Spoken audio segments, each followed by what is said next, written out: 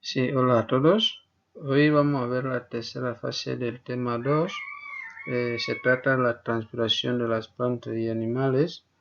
Una fase que nos va a permitir terminar con ese tema 2.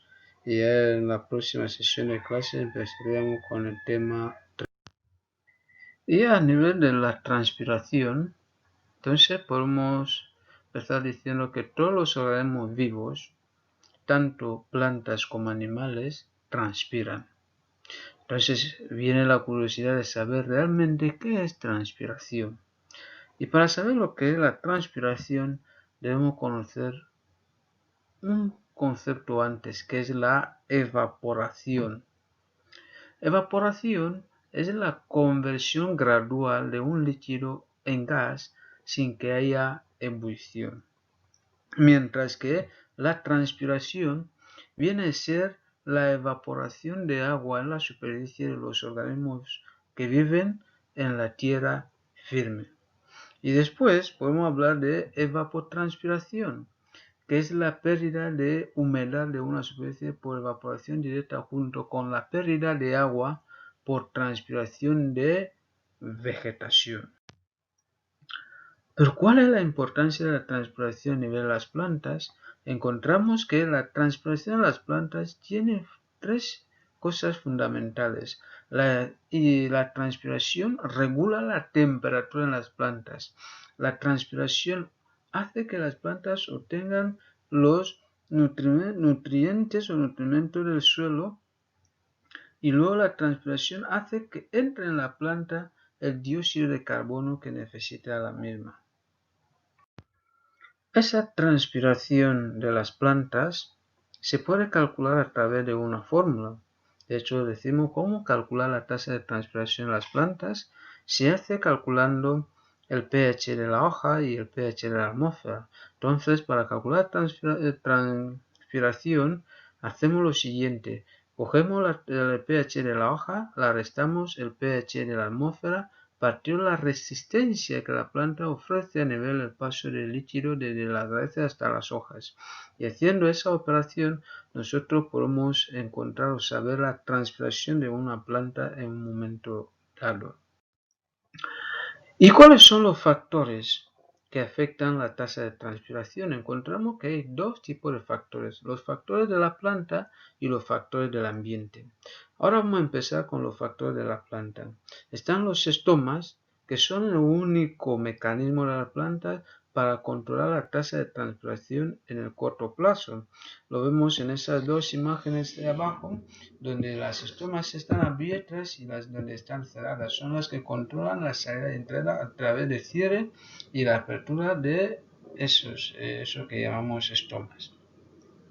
También los factores de la planta está la capacidad del límite en las hojas y está la cutícula, donde podemos decir que mayor cutícula, menor transpiración, y menor cutícula, mayor transpiración en las plantas. Por otra parte, tenemos los factores ambientales que afectan la tasa de transpiración de las plantas, donde se puede hablar de la humedad relativa. En ese caso hablamos de la cantidad de vapor de agua presente en el aire.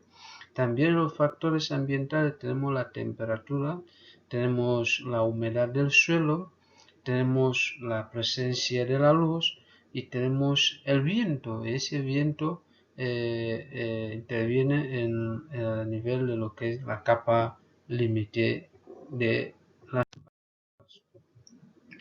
Pero la transpiración no solo ocurre en las plantas, sino también ocurre en los animales, y eso pasa sobre todo en la piel de esos animales, ya que en esa piel se encuentran las glándulas sudoríparas. Encontramos que esa transpiración sirve para los animales, sobre todo los animales mamíferos, para regular su temperatura corporal, sobre todo en los ambientes calientes o donde la actividad física es elevada o mayor. También la transpiración a nivel de las plantas, a nivel de los animales, es controlado por el sistema nervioso que llevan esos animales. Ese proceso de transpiración que pasa a nivel de los animales, encontramos que hay algunos animales que tienen unos sistemas diferentes. Por eso nos dicen aquí que hay unos pocos mamíferos que no poseen poros en la piel que les permita realizar la fotosíntesis. Es el caso del perro, que el perro tiene que evaporar el agua a través de su lengua, llevando a cabo la actividad, el fenómeno que se llama jadear. También están los cerdos que tampoco realizan la transpiración a nivel de su piel. Es que el cerdo elimina el exceso de calor y conserva su temperatura volcándose sobre el lodo del agua o en donde el agua es disponible. Bien, el hombre no queda al margen de ese proceso transpiratorio. Entonces encontramos que los hombres también transpiran. Y los factores que hacen posible la transpiración en el cuerpo humano son los siguientes. Están los ambientes calurosos, está la actividad física y el movimiento de una forma general, están las emociones y el estrés, está la comida caliente o la comida con picante, están los factores colaterales de emociones o cirugías, están las enfermedades ya que el cuerpo combate las infecciones y la fiebre, y están los mecanismos o los cambios hormonales en la menopausia, en el embarazo, en la menstruación o en la pubertad. Bien, ahora pasamos al movimiento del agua entre las células. Entonces, en ese movimiento de agua entre las células vamos a mencionar o recordar algunas propiedades fisicoquímicas del agua. Encontramos que los puentes de hidrógeno confieren una gran cohesión, que es la atracción mutua entre las moléculas que permiten que éstas se comporten como un sistema continuo. Esto dentro de la cohesión interna del agua. Entonces vemos que la primera propiedad está el elevado calor específico, donde podemos encontrar que proporciona un sistema regulador de temperatura. La otra propiedad es la elevada temperatura, donde podemos hablar de fusión y ebullición, donde el agua en estado líquido y en el rango de temperatura en que se desarrolla la vida. Está la propiedad de alto calor de vaporización, donde se puede hablar del mejor sistema de refrigerante, conocido hasta aquí. Está la propiedad de alta tensión superficial, donde decimos que la tensión, la cohesión y la adhesión permiten la continuidad de una columna de agua. Tenemos otra propiedad que es la capacidad de disolución o hidratación. Tenemos la propiedad de sustrato y por último la propiedad de cohesión, que permite formar un sistema continuo dentro de la célula e incluso con el ambiente.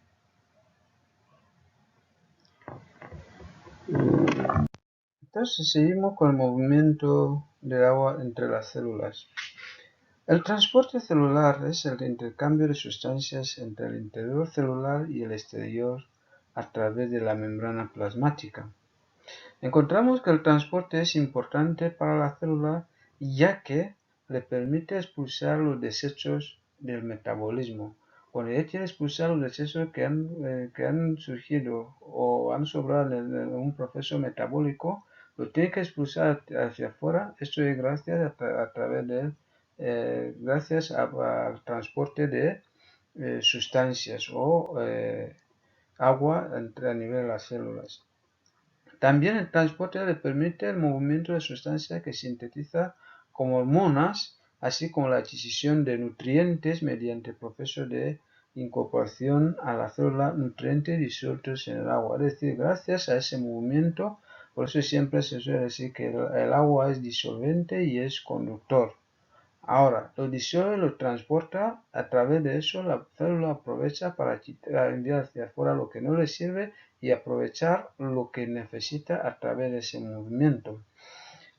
Pero ahora, las vías de transporte a través de la membrana celular y los mecanismos básicos para las moléculas de pequeño tamaño son, es decir, cuando la célula trata de absorber o expulsar hacia afuera, las sustancias, lo hace a través de algunos mecanismos, y esos mecanismos los vamos a ver en esas fases.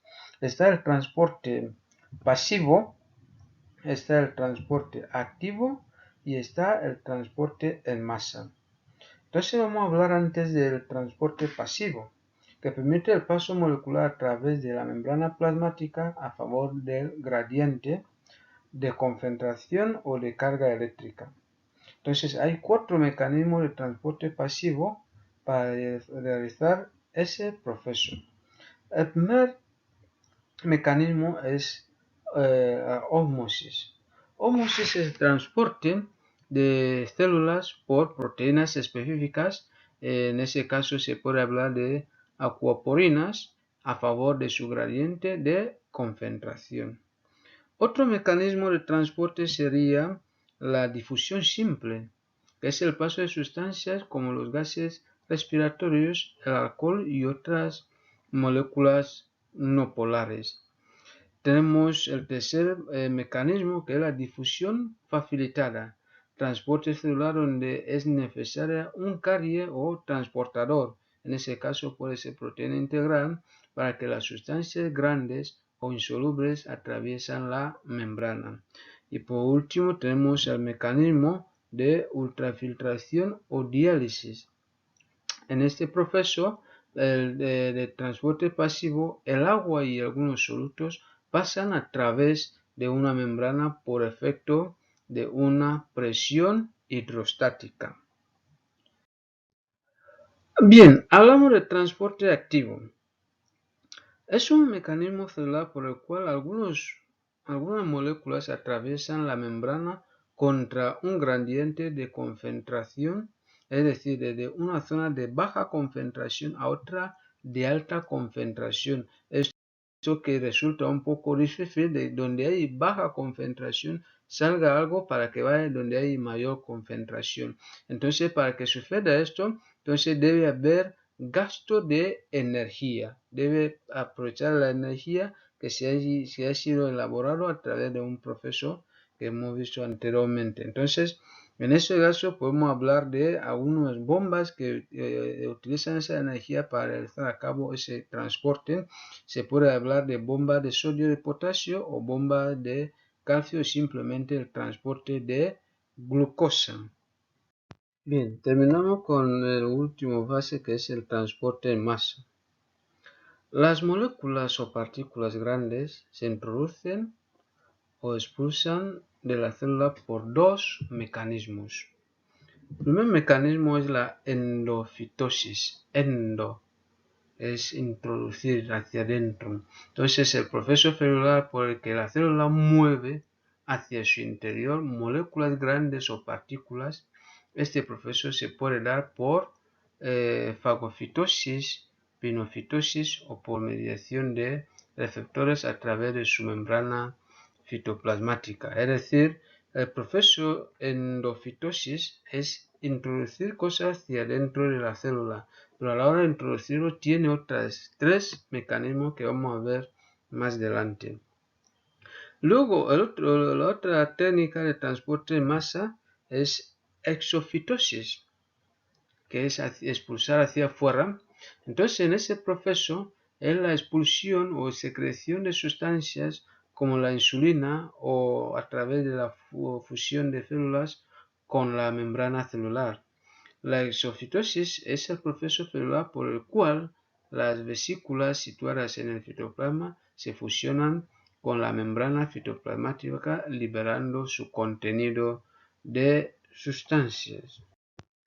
Bien, aquí vamos a ver los 3 procesos de endofitosis que hemos aludido antes: la fagocitosis, pinocitosis y lo que es la endofitosis mediada por receptores. Encontramos que la fagocitosis es la ingestión de grandes partículas que se engloban en grandes vesículas que se llaman fagosomas. La pinocitosis es la ingestión de líquidos y solutos mediante pequeñas vesículas. Y por último tenemos la endofitosis mediada por receptores o ligando. Es de todo es de tipo específica, captura macromoléculas específicas del ambiente fijándose a través de proteínas ubicadas en la membrana plasmática. Y luego hablamos de mecanismos de transporte por planta de una forma general, donde decimos que una vez alcanzado el xilema, las sustancias, el agua con iones y moléculas disueltas ascienden por las tráqueas y traqueidas y se distribuyen por todo el cuerpo de la planta, las ramas, las hojas, hasta las últimas terminaciones del xilema. Entonces el agua circula como en una tubería de una casa normal, las tuberías estas que se suele ver que conducen el agua. Así también es la idea. Este mecanismo de transporte del líquido tiene dos caminos alternativos. Tiene una vía simplástica y tiene otra vía apoplástica. Entonces estas vías las vamos a ver en la siguiente imagen, donde vemos la línea roja que resalta o señala la vía simplasto y la línea azul que es la línea apoplasto, es decir, no circula dentro de las células, pero lo contrario circula en los bordes, porque vamos a hablar de la vía simplasto, es el paso de agua a través de paredes celulares y el citoplasma de las células, mientras que la vía apoplasto, paso de agua a través de paredes celulares y espacios intercelulares. Presenta menor resistencia al paso del agua en comparación al paso simplasto. Entonces, muchachos, dicho eso, aquí termina la tercera fase del segundo tema, que hemos hablado de la transpiración. Espero que hayan aprendido mucho acerca de lo que es la transpiración y que nos veremos el próximo día de clase.